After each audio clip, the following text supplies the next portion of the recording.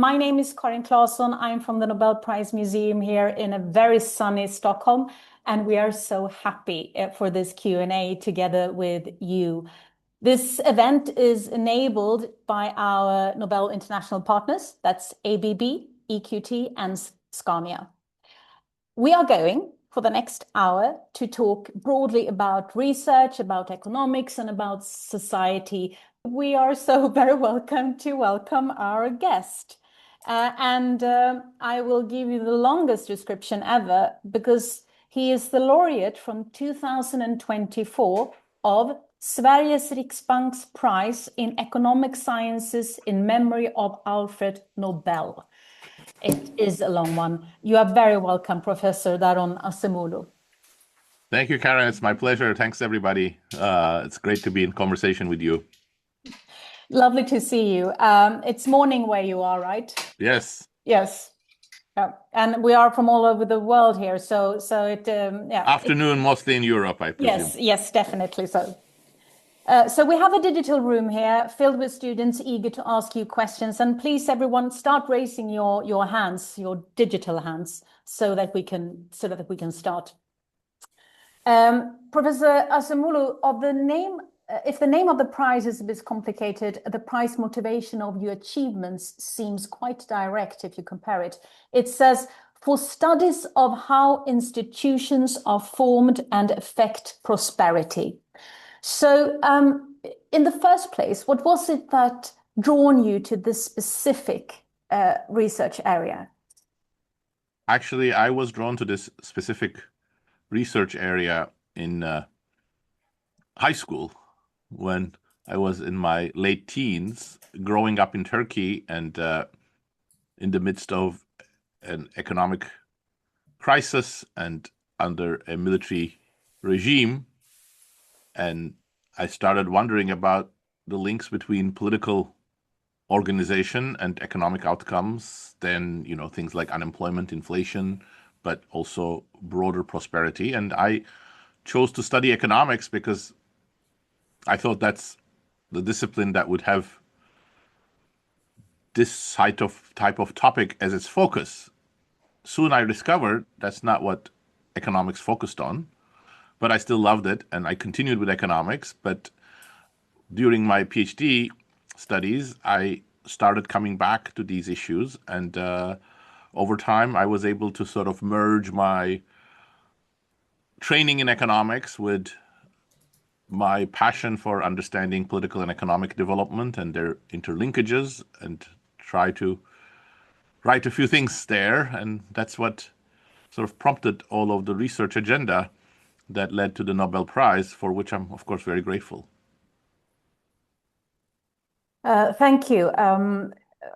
You mentioned passion. I think that is perhaps a word that we will talk more about during this hour. Stephen, please, you have a question. Yeah, thank you. First of all, Doctor, thank you so much for taking the time to chat with us today. This is great. Really yeah, cool. Of course, my pleasure. I grew up in Cape Town, South Africa, on a little farm in the countryside. Did an American bachelor's and then came across to SSE to do my master's here. So I'm now in the finance program, which is great. I'm really enjoying Fantastic. it. I actually read your book. We spoke about it quite a lot in high school because obviously South Africa has a history of institutional change over the last couple of decades. And so I wanted to ask you a question about that. You argue that, institutions drive prosperity. What countries today do you think are most at risk of institutional decline? Oh, well, thanks, Stephen. Actually, the one of the professors, he was a lecturer or senior lecturer at York, who was also very inspiring for me, was somebody in political science who was also a South African emigre, Adrian Leftwich. Was a very interesting person. So, and I learned more from him about South Africa as well. I knew a little bit, but not much at the time. Now, in terms of your question, there is little doubt in my mind that the country with the biggest risk of institutional decline is the United States. Some might say we have already undergone a quite significant institutional change, but I think more may be to come. One of the most important pillars of institutional strength is the ability of a democratic system to find compromises and bring checks on more radical actions so that there is some preservation continuity of the system with some of its problems as well as some of its strengths. I think that's what's being threatened in the United States. There is a tendency of many political scientists and many on the center left, for example, in Europe and the US, to draw parallels between emergent right-wing populist movements in Europe, Swedish Democrats, AfD, the National Rally in France, etc., and what's going on in the United States. I actually think that none of the European movements really are a big threat to the institutional structure of Europe, because their agenda is more on policies and on specific issues. Then they do not seem like they're going to have strength, especially given the proportional representation system, to upend European institutions. Of course, there are exceptions like Hungary, and Poland came close to it, but for most of Western Europe, I think there are fundamental big problems, but not big institutional risks of big changes. US is different because I think the Trump administration came to power as a symptom of deep problems. But more importantly, I think it has a much more holistic agenda of changing institutions, and it has spearheaded that relatively fast. So we are at a dangerous moment in the United States. And that matters, obviously, because the United States is such a linchpin for the global trading system, but also it's an example and influence on other countries via different media. So I think institutional worsening in the United States would have tremendous effects in the United States and around the world. And we're seeing that around the US influence on global relations, international cooperations, now wars, but mostly right now the risks are domestic, I would say, even with the recent actions. But once those domestic risks become realized, they would have international implications. Thank you. That's fantastic. Thank you. Christoph, please. Yeah, thank you, Professor Acemoglu, for this opportunity. A little background maybe about myself as well. I Please. grew up in Germany and studied economics there, and then worked a little bit in the financial industry and came back to study. And I'm studying actually with Stephen in the Master Finance program at SSE as well. Okay, wonderful. I actually had some other questions, but this was so interesting to hear that I want to kind of hook into Stephen's question here. How do you think we get out of this? I mean, I feel like we see these populist movements everywhere in the US. I feel like to speak in the language that is often used by you or around you, we see extractive economic institution and extractive or increasingly extractive political institutions. Also cooperating in some way, if we think about the big tech and Elon Musk and the mega movements. And it seems like there's a spiral going on, right? A self-reinforcing spiral. How do we get out of there? What do you think? How can the US get out of there?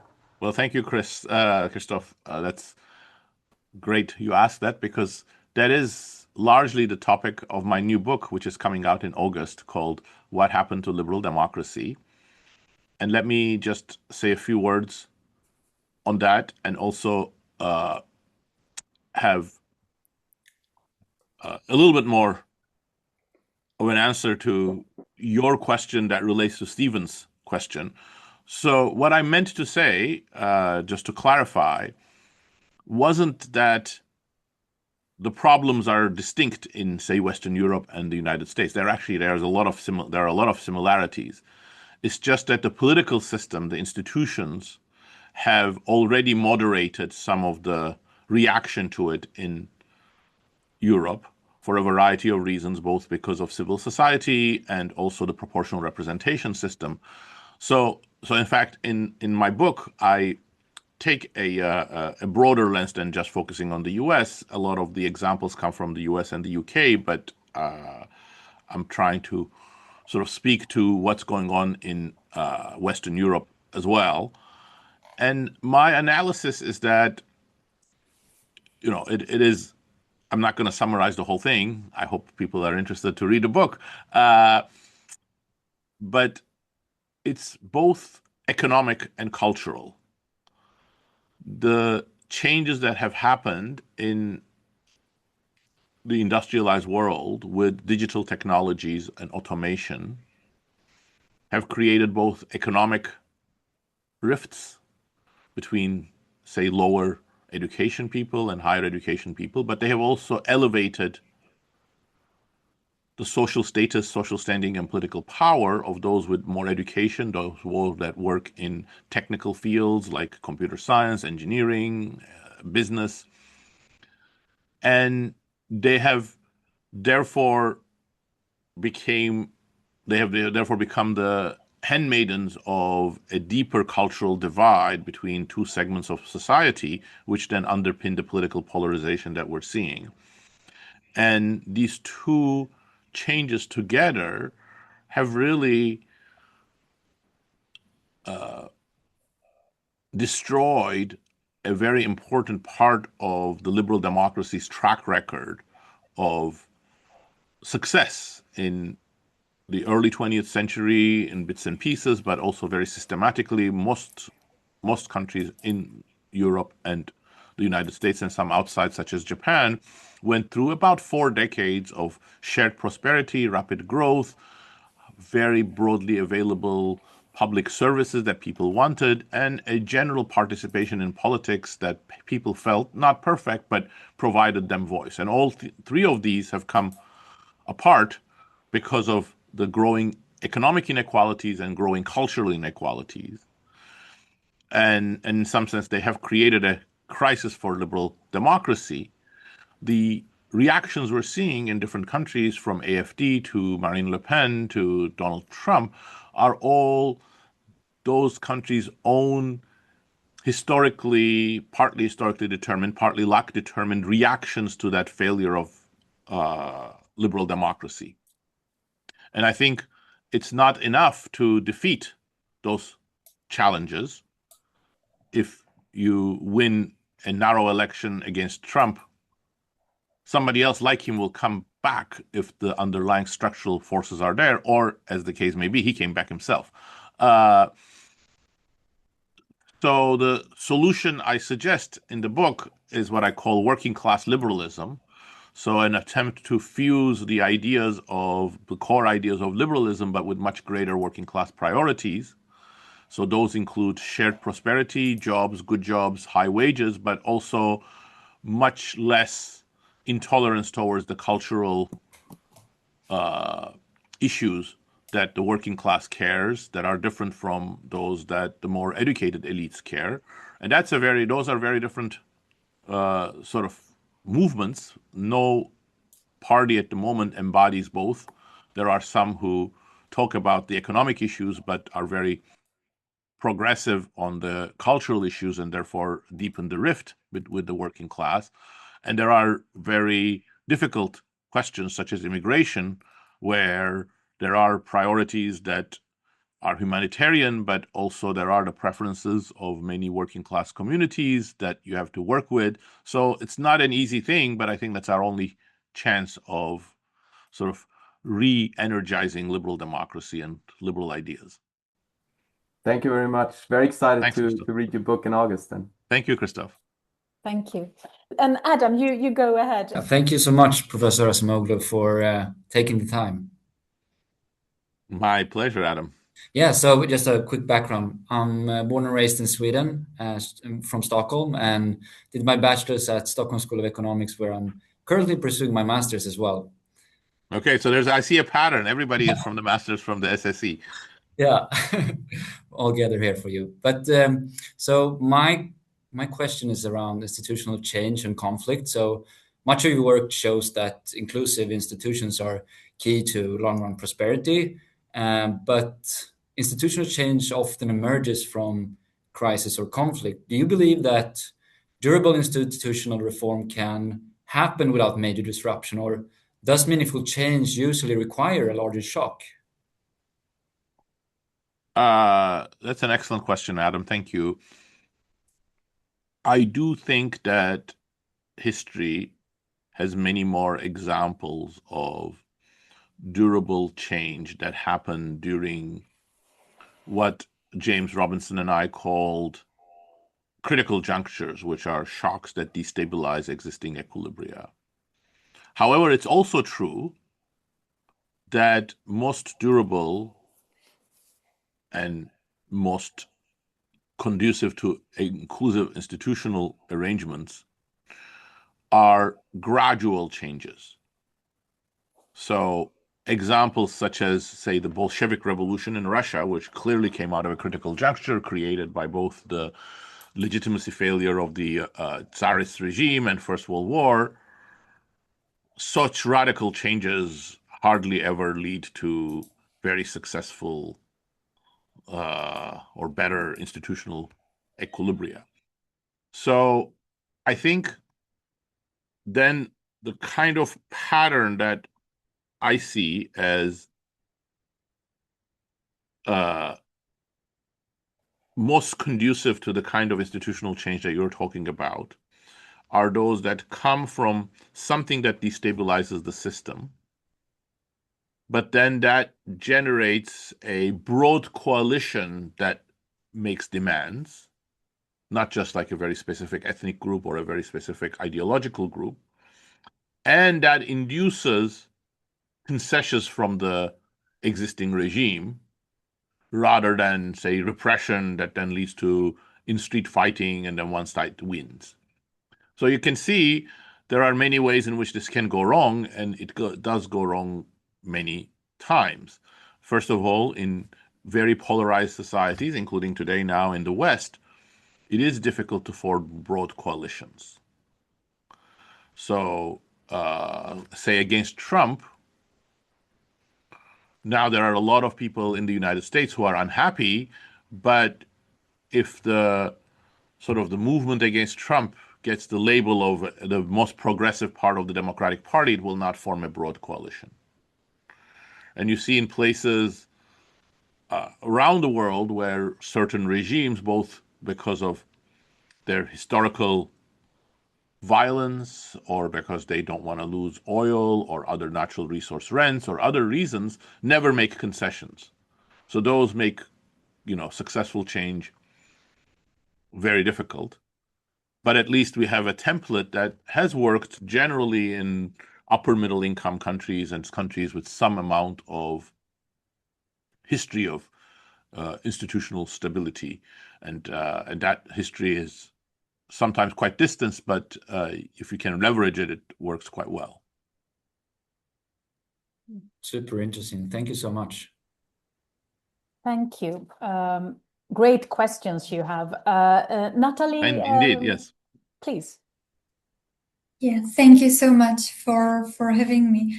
A little background about myself. I grew up in a small town in the Czech Republic, near to German borders, and now I'm studying international business on University of Economics in Prague. Oh, wonderful. Thank you. And currently I'm working on my master thesis about generational differences in motivation. And scientists often talk about failure. I wanted to ask whether you have ever felt so unmotivated to the point where you didn't want to continue with the research project. And if so, how did you overcome this situation? I think that's an excellent question, Natalie. My belief is that actually at the personal level, early experience with adversity and failure are quite useful for building resilience for later sort of tasks. So indeed, a lot of the things that I was trying to do, some of it, most of it because of my own failings, some of it because of the profession where it was, early on were not welcome or embraced with open arms by the profession or by referees. So I did have a lot of setbacks. And it can feel very overwhelming at times. But I think the sort of the personal experience of being used to different kinds of adversity from social environments, from teachers, from the way society was organized in Turkey, actually was then turned out to be an advantage, because I never actually contemplated giving up. Instead, I thought, okay, I believe in what I'm doing. This is difficult. It may not succeed, but I'm going to try. So there is no consensus on this. Social psychologists and psychologists sort of disagree. But I think my view is sort of too comfortable early upbringing may not completely prepare you for these kinds of adversities later in life. Thank you so much. When it comes to the Nobel Prize history and the laureates, the mistakes and the failures, it's an ongoing topic.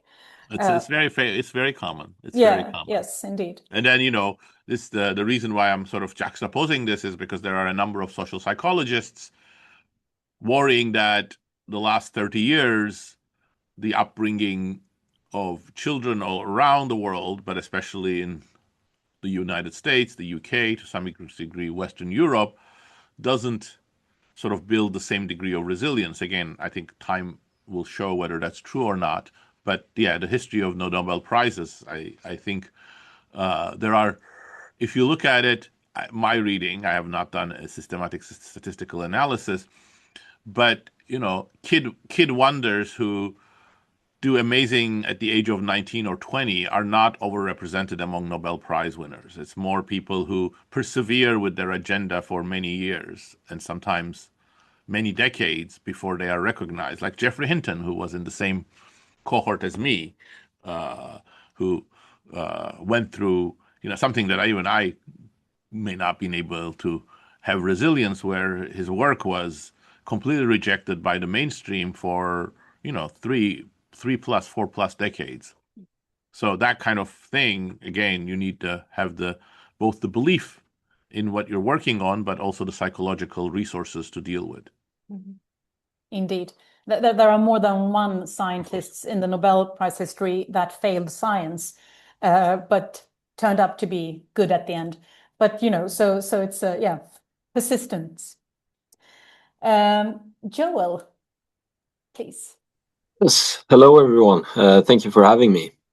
I can contextualize a little bit about myself. I too am from the Stockholm School of Economics and the master's program in business management, and I'm from Sweden as well. But I'd like to add a little bit on this topic, Daron. You've maintained a very impressive level of research productivity across a very long time. Why do you think that is, and what does your actual research workflow look like on a weekly basis? So, thank you, Joel. The main reason for that is because I enjoy what I do. So it wouldn't occur to me, or if it occurred to me, I would be scared that I could say, for example, enjoy the Nobel Prize and stop doing research. I would not know what to do with my time, because there are many, many things that I still don't understand, and there are many, many things I think I have some basic understanding, and I want to communicate with other people, so write on it and improve other people's or trigger other people to think more about it or improve their understanding.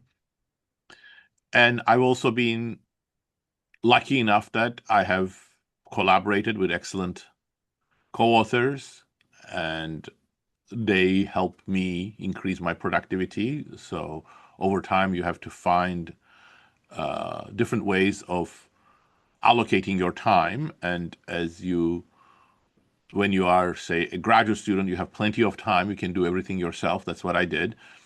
You can continue that when you're an assistant professor, but once administrative responsibilities, etc., increase, then there is more demand on your time. So you have to focus on some aspects of research and find the right partners to do the research with. And I've been very lucky in that process as well. And yeah, I think the prospect of retirement would really scare me. Thank you so Thank much. you. Stephen, please. Yeah, thank you. So I had another question.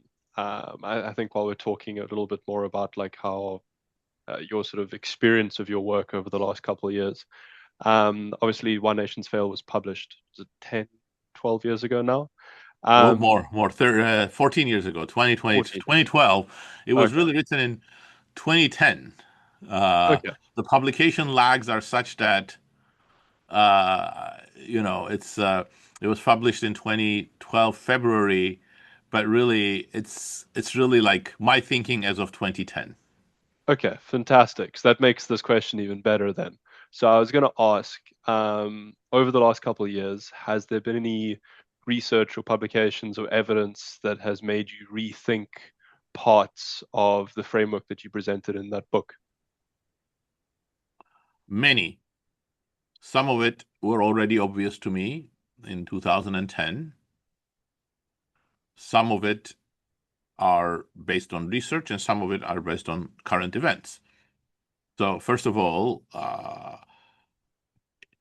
relative to where we landed in Why Nations Fail, I think the recent events would say that inclusive institutions are even more fragile than what Why Nations Fail would suggest. We talk about challenges and potential collapse of inclusive institutions there, but we are seeing them much more widely and pervasively challenged today.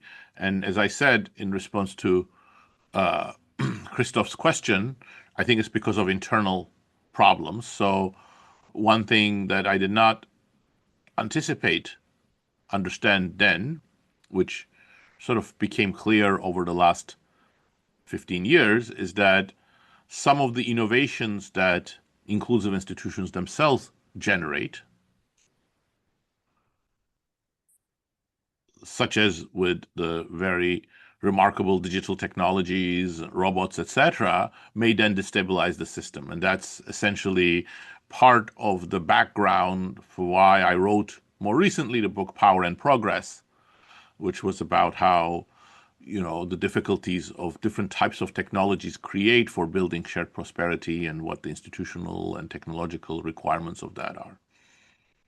The second part of what I knew was missing, or at least superficial, in Why Nations Fail, was about the difficult process of building inclusive institutions, which Stephen, your first question was about, and also that institutional structure isn't just about conflict, but also is about state capacity, which we discussed briefly in Why Nations Fail, but quite superficially. And that's the research that then started after Why Nations Fail and led to my subsequent book with James Robinson, The Narrow Corridor, where there's much greater emphasis on state capacity, but also how state capacity plays out with civil society organization for the process of building different types of institutions.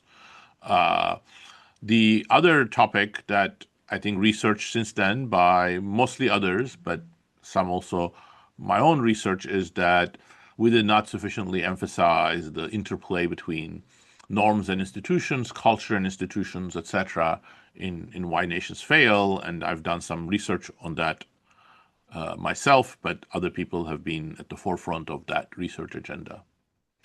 And I think other broader things that are important that I haven't really addressed in my work. One is, what are the kind of the broader resources at the society level to build compromise? I think there are social psychologists who work on that, but I have not seen any comprehensive answer to that. Second, the international dimension has always been very light and almost missing in my work. I've focused on domestic political economy, domestic issues, even when they are international and comparative international. But, we see today that the international dimension sometimes supersedes the domestic dimension. And then finally, what I'm working on a lot right now, AI, which wasn't around in 2010, but I've been working on it since 2015. And I think its implications for society, both good and bad, are huge and require much more in-depth inquiry. That's brilliant. Thank you very much. Thanks, Stephen. Thank you. We've been doing some writing here in the background. So, Jasmine, I will try to ask your question here. Thank you, Yasmin. So, Jasmine, you grew up in Tunisia and you're currently studying in Paris, corporate finance and investment banking. Your question is, would you describe AI as a potential institutional turning point comparable to the Industrial Revolution? Absolutely. I think both the Industrial Revolution and electricity, and to some extent the personal computer, are great examples. And so is the internet. So I think I do not see AI as transformative as fire, which is what some business leaders keep on claiming. I think it's an amazing set of interrelated possibilities, and it will have transformative effects just like the Industrial Revolution. But the Industrial Revolution was very interesting because it had lots of very good and very bad effects.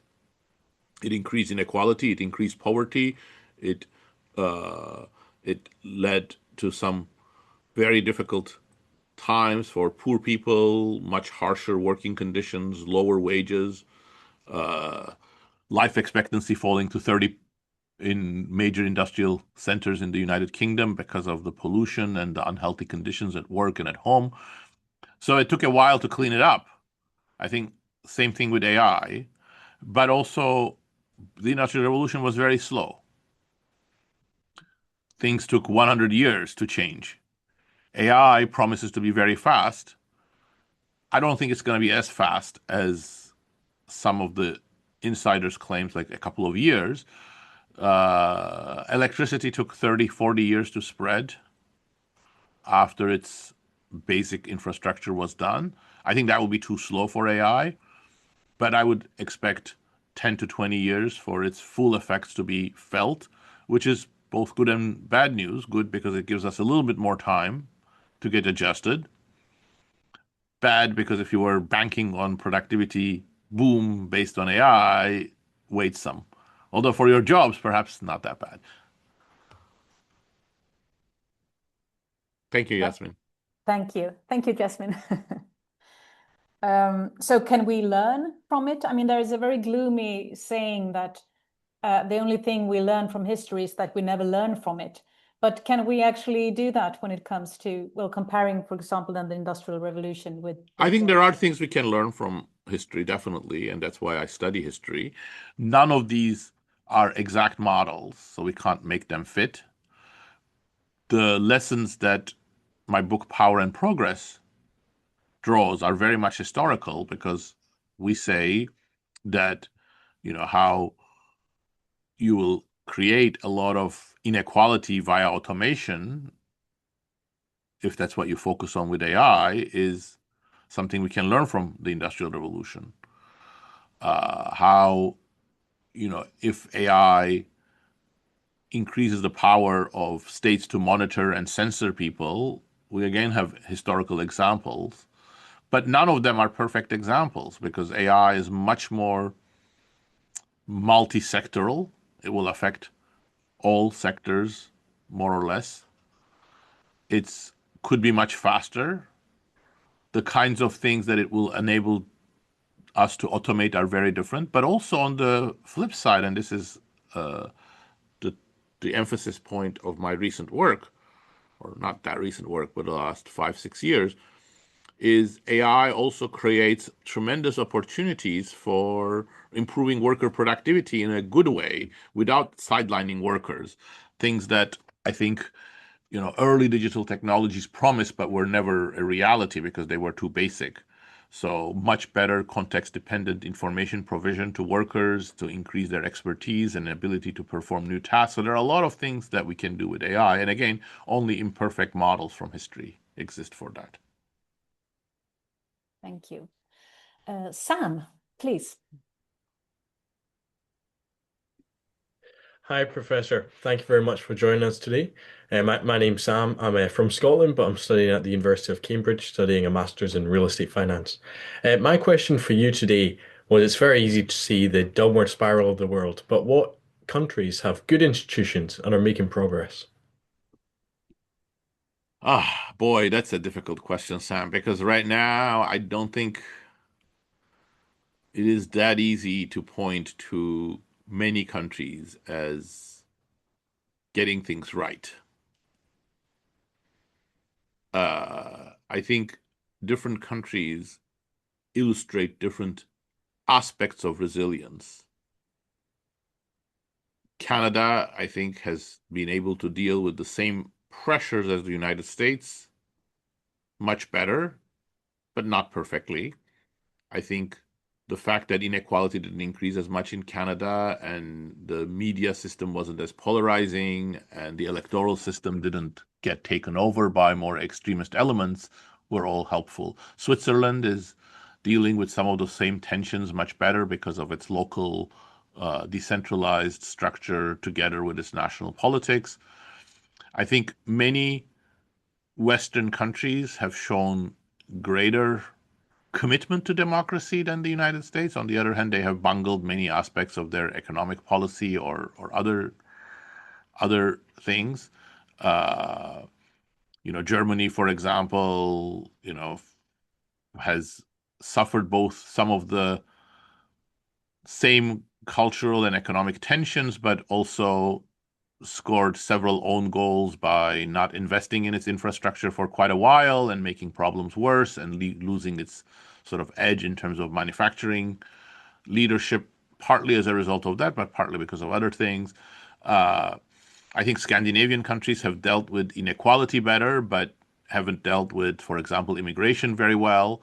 So I think all countries are sort of suffering in their own ways. The UK absolutely very badly has had horrible productivity performance, and I think there is political paralysis. Again, I think it's a reflection of deeper structural issues. So I don't think that there is a very simple one model country, but there are a lot of lessons, just like from history, that we can get from different countries.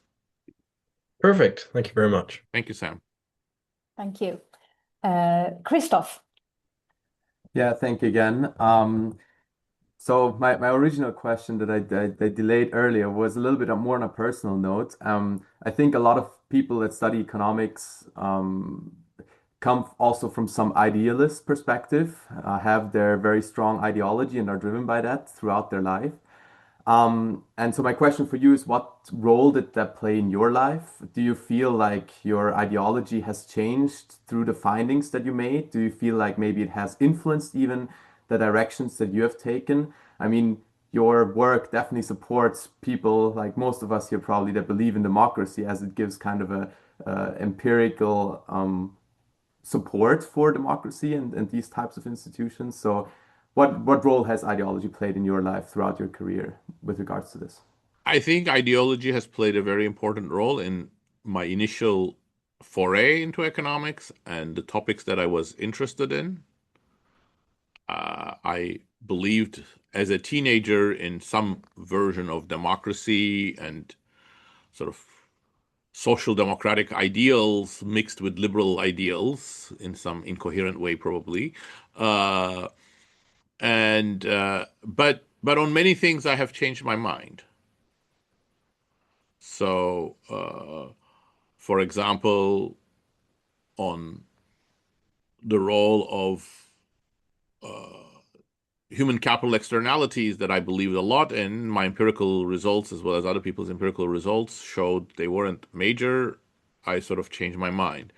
I think on sort of what worked with sort of a social democratic model, I have also changed my mind. My initial beliefs were sort of, I guess, closer to middle of the road social democratic view that you also had to sort of be very progressive on issues such as immigration and not give an inch on the protection of the most vulnerable groups. I am not fully abandoned those things, but I also see that they backfire in very fundamental ways, and trying to sort of impose those values on society, I've become much less optimistic about.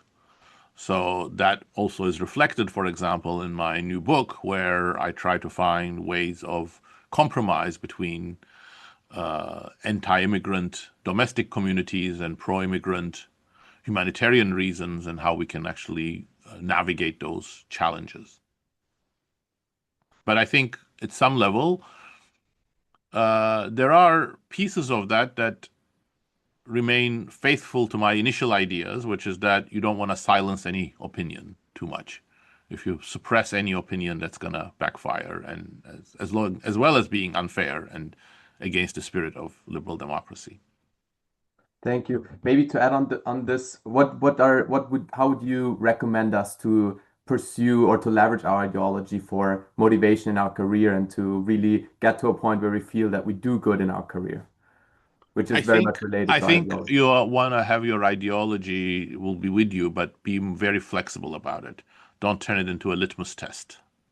I think especially today, there are a lot of litmus tests and they don't work very well. So, and also one thing that is very, very important is always be open to talk to people even who are opposed to you ideologically. That we haven't done enough as a society. Thank you. Thank you very much. Thank you. Adam, please. Yeah, thanks a lot. Coming back to AI and your research in that area, I was just curious. You've argued in the past that the direction of technological change responds to incentives. Who would you say is shaping the direction of AI today? And maybe what institutional changes would be necessary to steer it toward a broadly shared prosperity? Well, this is actually a great follow-up to Christoph's, because my argument has been that the direction of AI is shaped by two sets of forces. One is economic, the other one is ideological. The economic one is that AI and the resources that are required and the way that it's presented to society is very much in the hands of a handful of companies, and they have business models that are based on automation, congruent with things like artificial general intelligence or other things that are somewhat or more than somewhat disempowering for most people, like as manipulative digital ads. And so that's not a very healthy direction, and that's economic. It's about who controls AI, who has the resources, how concentrated the industry is, which matters a lot for the degree of competition, whether new entrants can come in and sort of push a different business model, different way of technology being used, etc. But it's also ideological, and in particular, I became convinced over the last 15 years in my talks with people from Silicon Valley, my reading about it, that the ecosystem that has generated a lot of that energy very much triggered by ideas that go to computers always being in a race with humans, becoming as smart as humans, science fiction that was very, very important for the Silicon Valley culture that pushes the same thing. It has really created too much emphasis on artificial intelligence as a substitute for humans or a competitor to humans rather than a complement to humans. And that's the ideological direction. Interesting. Thank you. Thank you. Joel. Adam actually was quicker with my question, but I'll ask another question maybe. Please, yes. Just have to think on my feet. You spoke a little bit about collaboration and finding good collaboration partners. How do you choose whom to collaborate with, and what do you think makes those partnerships productive?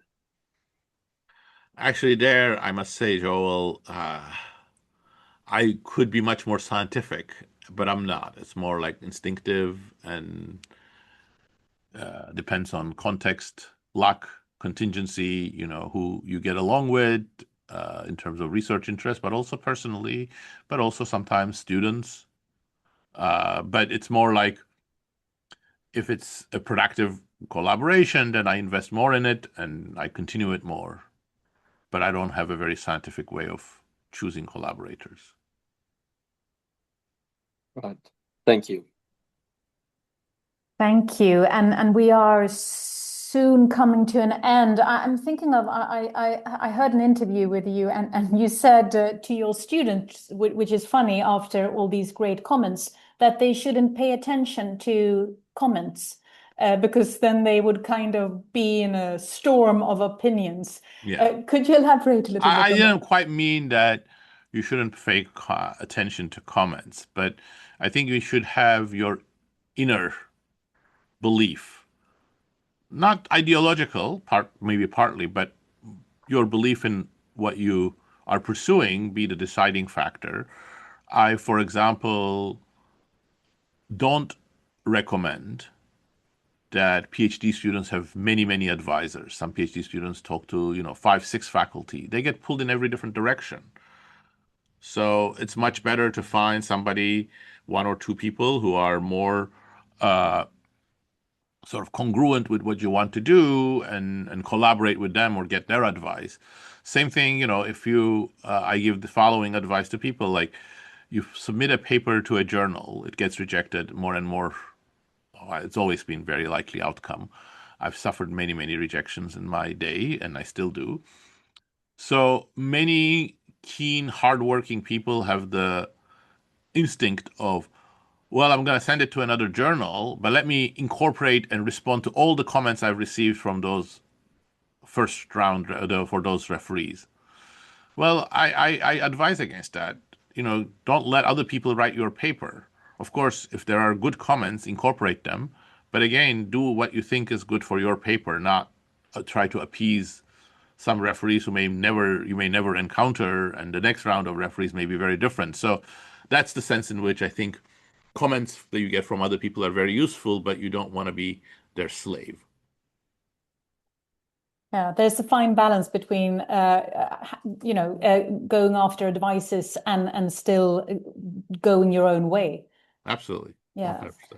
I want to thank you so much for your great, engaging questions, and thank you so much, Professor Daron Acemoglu, for sharing your thoughts. Well, this was knowledge. wonderful. These were really excellent questions and a great group of people you gathered here. So I'm very happy to have met all of you, and I hope I'll live long enough to see your successes.